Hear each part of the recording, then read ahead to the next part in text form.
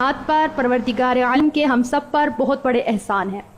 لیکن ان احسانات میں سے سب سے بڑا احسان ہے کہ اللہ تعالیٰ نے ہم سب کو اپنے نبی کا امتی بنایا۔ پھر امتی بنانے کے بعد اللہ نے ہم کو توحید جیسی دولت سے نوازا۔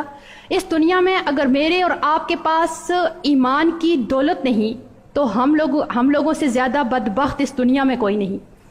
عقیدہ توحید بہت بڑی دولت ہے، اور ہم عقیدہ توحید سے اتنا پیار کرتے ہیں، اس قدر پیار کرتے ہیں کہ اپنی اولاد کو عقیدہ توحید ہم گٹی میں پلاتے ہیں۔ ہمارے بچے ہوں یا بچیاں ہوں، ہم ساری زندگی ان کو عقیدہ توحید سکھاتے لگا دیتے ہیں، اور یہی ہماری زندگی کی ساری جمع پونجی ہوتی ہے۔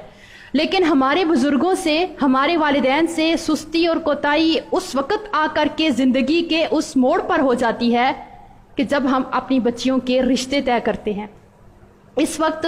ہم سے یہ بہت بڑی سستی ہوتی ہے کہ جس بچی کو ہم ساری زندگی عقیدہ توحید سکھاتے رہے، نبی کریم صلی اللہ علیہ وسلم کی اطاعت کا درس دے کر بدعات اور رسومات سے بچنے کی تلقین کرتے رہے، جس کو ہم نے ساری زندگی یہ سبق سکھایا کہ بیٹا بیٹی ہمارے دین کے ساتھ ان تعلیمات کا، ان رسومات کا ہمارے دین کی تعلیمات کے ساتھ کوئی بھی لینا دینا نہیں ہے۔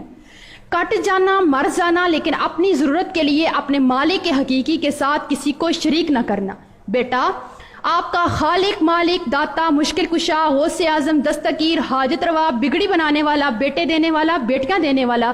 روزی رزق میں برکت دینے والا، کاروباری معاملات میں خوشحالی تنگ دستی دینے والا، بیماری سے شفا دینے والا،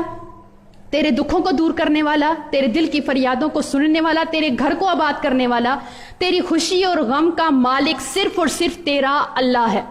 جس بچی کو قرآن اور حدیث سے ہم ساری زندگی تعلیم دے کر پھر اپنے گھروں میں عملی طور پر خوشی، غمی، چالیسواں، تیجا، ختم، برسی، مہندی، ان ساری رسومات کا بائیکاٹ کر کے سکھاتے رہے کہ یہ ہمارے نبی کا طریقہ نہیں، اس کا ہمارے ساتھ کوئی لینا دینا نہیں،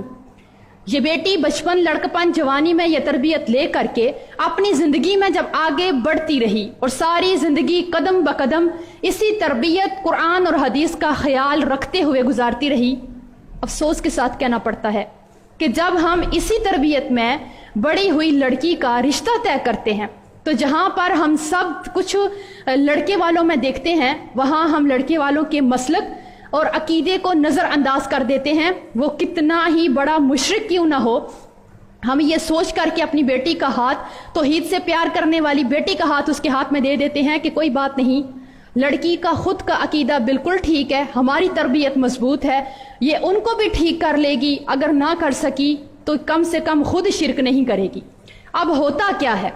اس لڑکی کی رخصتی ان کے گھر جب ہوتی ہے تو وہ اپنے عقیدے اور رسومات کے مطابق پہلے ہی لمحے سے وہ رسومات دلہن سے کرواتے ہیں، جن کا ہمارے دین اسلام کے ساتھ کیا، ہمارے معاشرے کے ساتھ بھی دور کا کوئی تعلق نہیں ہے۔ اب اس نئی نویلی دلہن سے جب وہ رسومات کروائی جاتی ہیں، اب جب یہ انکار کرے تو سب کے سامنے نئی نویلی دلہن پر منہ پھٹ، بد لحاظ، بد اخلاقی کا فتویٰ لگا دیا جائے گا، اور اگر یہ ان رسومات کو ادا کرنا چاہے تو کیسے ادا کرے۔ اس سے آگے چلیے، جب یہ شادی کر کے سسرال میں جاتی ہے، اگر وہاں پہ ہو جاتی ہے کوئی فوتگی، تو جس تیجے، ساتویں، ختم، برسی، مطلب کہ ہر قسم کی بدعات، یہ ساری زندگی بچنے کے خود بھی تعلیم دیتی رہی اور بچنے کی تعلیم لیتی رہی، لیکن وہاں پر آ کر یہ کرنے پر مجبور ہو جاتی ہے کہ اگر انکار کرے تو لڑائی جھگڑا، فساد، گھر برباد ہونے کا خوف، اور اگر کرے تو ایمان کو خطرہ۔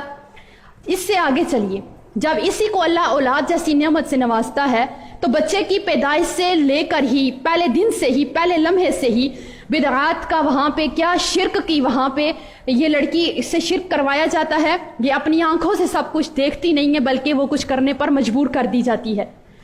اس سے آگے چلیے، کتنی ہی ہماری ایسی بہنیں ہیں کہ ان کو پروردگار عالم نے اولاد جیسی نعمت سے محروم رکھا، اب ان کے ہاں اولاد نہیں ہو رہی، لیکن اب ان کے گھر والوں کا پختہ عقیدہ ہے، ان کے گھر والوں کا پختہ عقیدہ ہے کہ اگر جو ہے وہ کسی بھی دربار پہ جایا جائے، پیر صاحب کے پاس جایا جائے، تو وہاں پہ ان کے چلا کروا لینے سے، تھپکی سے یا ان کے دم کروا لینے سے اولاد ہوتی ہی ہوتی ہے۔ اب اس لڑکی کو نہ جانے پر ساس خاوند یہ تانا دیتے نظر آتے ہیں کہ تم تو چاہتی نہیں ہو کہ ہمارے ہاں اولاد ہو، تم تو اس گھر کی خوشی ہی نہیں چاہتی ہو۔ اب اس لڑکی کو ہر وقت وہاں پہ نہ جانے پر اپنے سر کے اوپر لٹکتی تلوار نظر آتی ہے۔ اب اس کی نظروں کے سامنے وہ منظر بھی آتا ہے کہ جب اس کے باپ نے قرض لے کر، نہ ختم ہونے والا قرض لے کر، اس کو جہیز کے ساتھ اس گھر میں شادی کر کے دیا، اور اس کے ساتھ اس کو وہ منظر بھی آتا ہے نظر کہ جب یہ طلاق جیسا دھبا اپنے ماتھے پہ لے کر ان دنیا والوں کو کیا منہ دکھائے گی، اس معاشرے میں کیسے ثابت کرے گی کہ وہ بے قصور تھی، اس کا کوئی قصور نہیں تھا، اور دنیا والے اس کو طلاق یافتہ ہونے کی وجہ سے تان و تشنیع کریں گے۔ جب یہ منظر اس کے سامنے آتے ہیں، وہ لڑکی نہ چاہتے ہوئے اپنے ضمیر کو مار کر کے بھی ان کے ساتھ معصوم شرک کرنے چلی جاتی ہے۔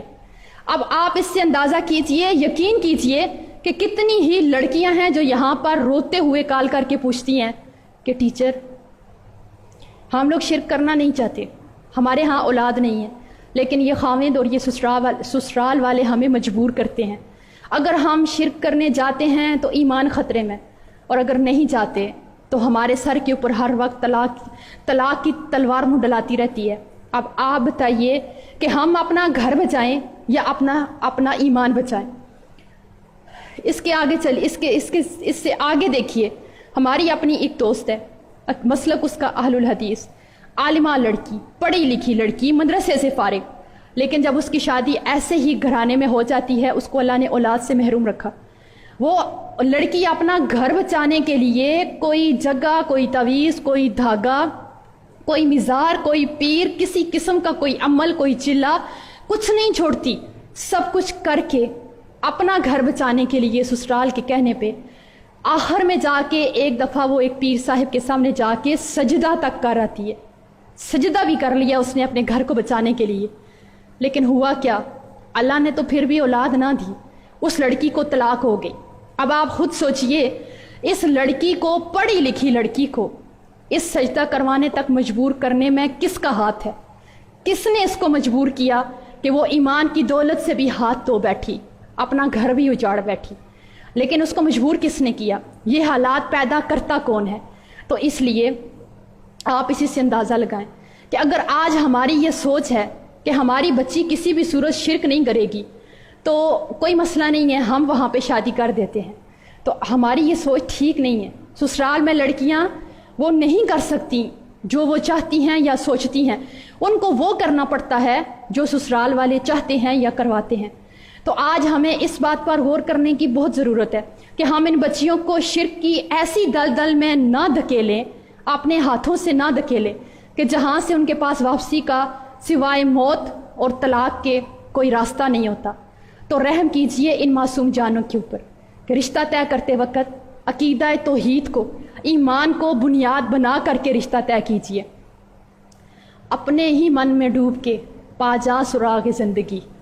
اپنے ہی من میں ڈوب کے پا جا سراغ زندگی، تو میرا نہیں بنتا نہ بن، اپنا تو بن۔